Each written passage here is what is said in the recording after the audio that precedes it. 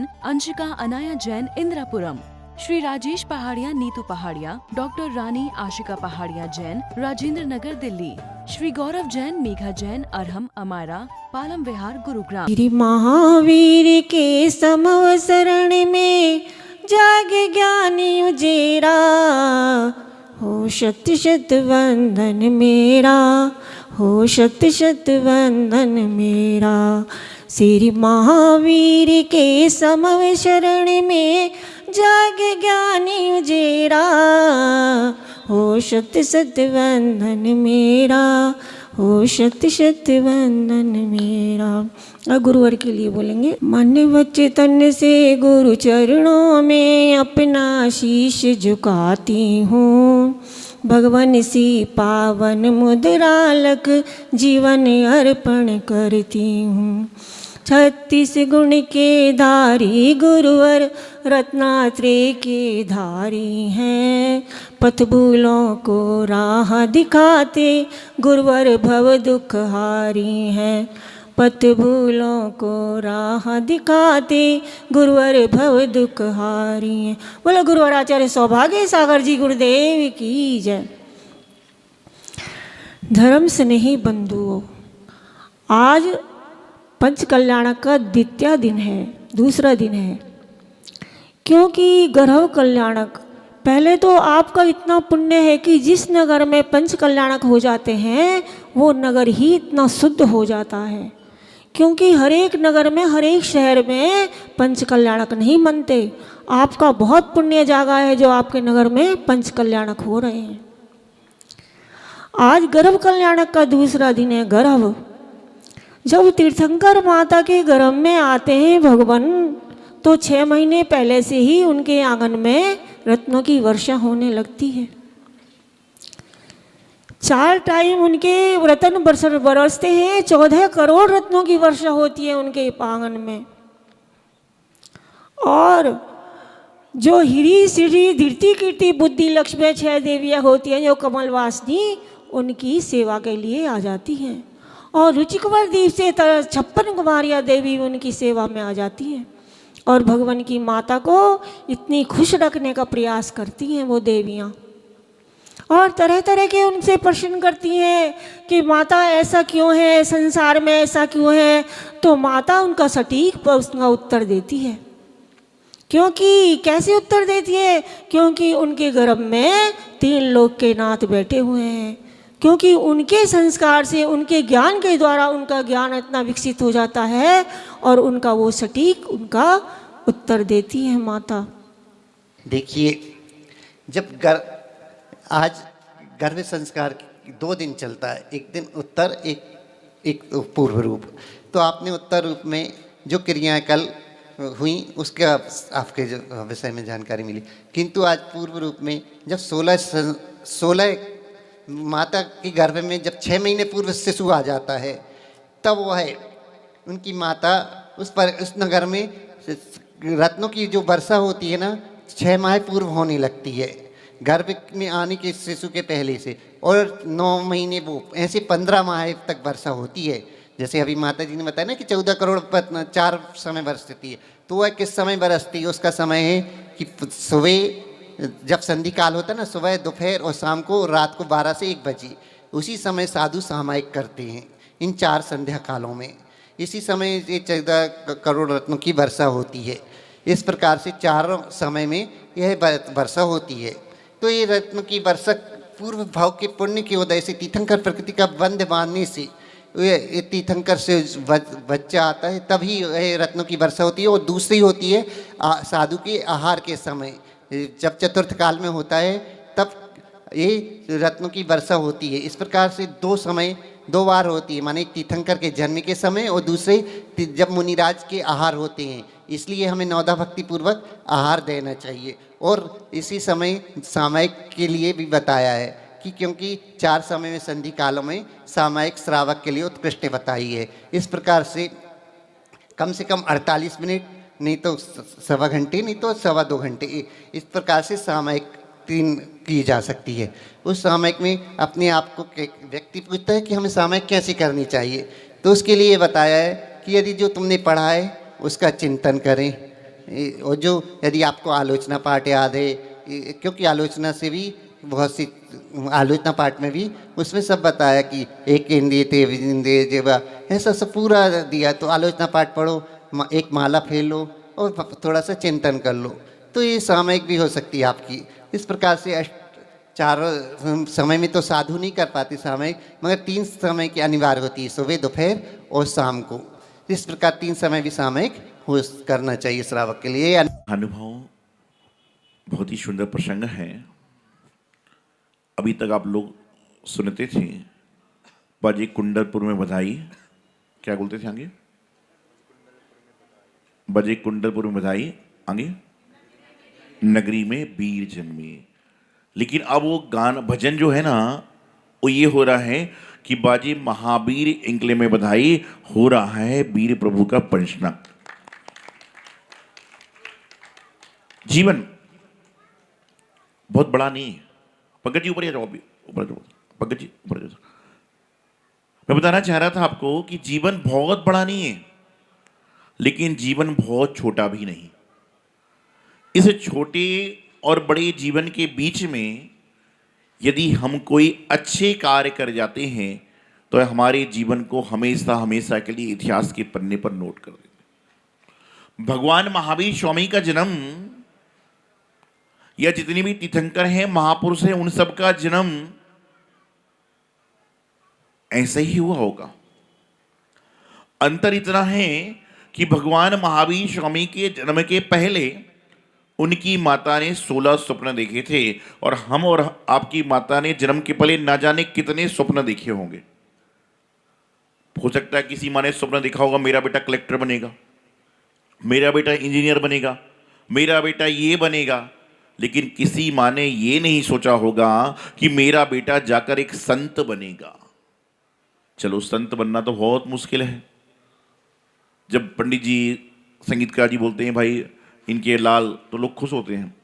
और कभी उस जगह पे आपको रखा जाए तो, कि आपका लाल कोई संत बन जाए तो कोई बात नहीं। जब हमारा बेटा संत बनेगा, जब उसके जीवन में संत आएगा, वो अलग चीज है। लेकिन कम से कम हम ये भावना तो भाई कि जो वर्तमान में दिगंबर संत हैं, उन संतों की सेवा करने वाला हमारा पुत्र पुत्री हो जाए, इतनी भावना भी बनाओगे तो भी आपका कल्याण हो जाए। संत बनना आसान नहीं है, लेकिन संतों की सेवा करना तो आसान है। तो आज यहां पर गर्भ कल्याण का दृश्य चल रहा है, और प्रारंभिक विकास गर्भ से ही प्रारंभ हो जाया करता है। जैसी अवस्था वैसी व्यवस्था। जैसे माता पिता जन्म होने के पहले कार्य करते हैं, खासकर माताएं, वैसे ही संतान पे उसका असर पड़ता जाता है। पहले के समय में जब कोई महिला गर्भ को धारण करती थी, तो उस समय मंदिर जी में शास्त्र वचनिका में उनको ले जाया जाता था। एक समय तक साधु संतों के आहार दिलाए जाते थे, पूजन पाठ अभिषेक कराया जाता था, और उस सब का हेतु यही था कि जो संतान आने वाली है उसके जीवन में धर्म रहे। लेकिन आज बच्चा जन्म लेता है तो माँ बोलना बाद में सीखता है, दादा दादी पिता बोलना बाद में सीखता है, गुरु भगवान का नाम बाद में बोलना सीखता है, लेकिन मोबाइल चलाना सबसे पहले सीखता है। आज बच्चा रो रहा है ना, तो पहले कहते थे कि बच्चा रो रहा है तो चॉकलेट दे दो, आइसक्रीम दे दो, लेकिन आज लोग कहते हैं बच्चा रो रहा है तो मोबाइल दे दो।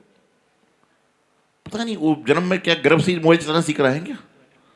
वह नहीं सीख रहा, बल्कि जिसके गर्भ में आया है वह घर में वही कर रहे हैं, तो बच्चे को ऑटोमेटिकली ज्ञान हो जाता। जो चीजें आपको पता नहीं उसको पता है।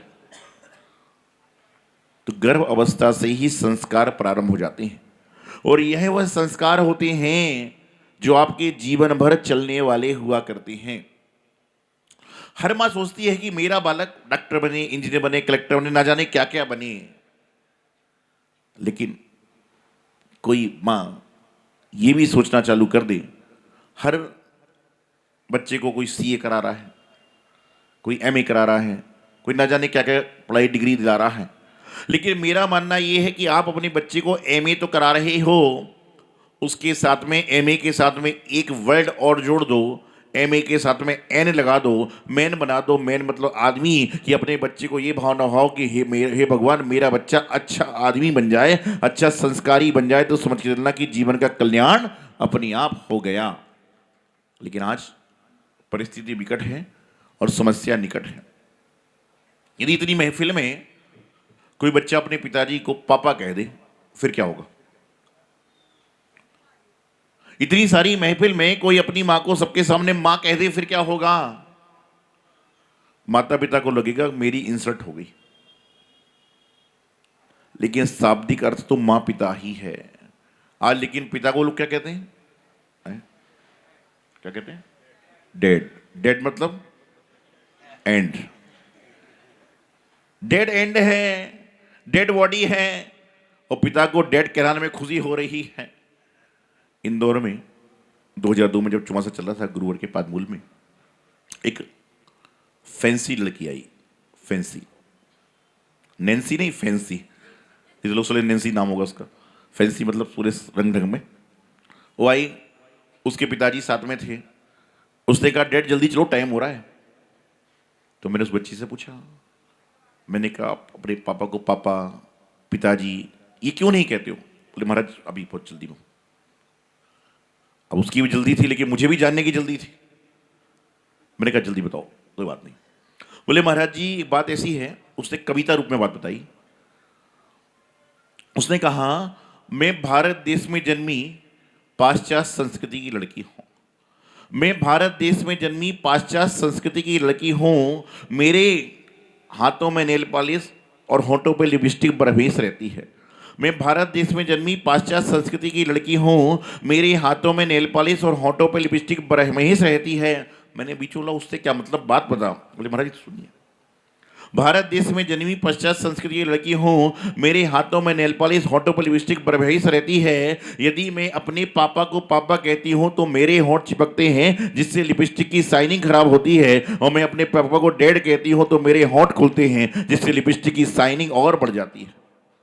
लिपस्टिक की शाइनिंग के लिए आदमी पापा को पापा कहेगा तो होठ चिपक रहे हैं, और डैड कहेगा तो खुल रहे हैं। तो क्या हो रहा है? डैड बोलेंगे तो होठ खुलेंगे और लिपस्टिक की शाइनिंग और बढ़ेगी।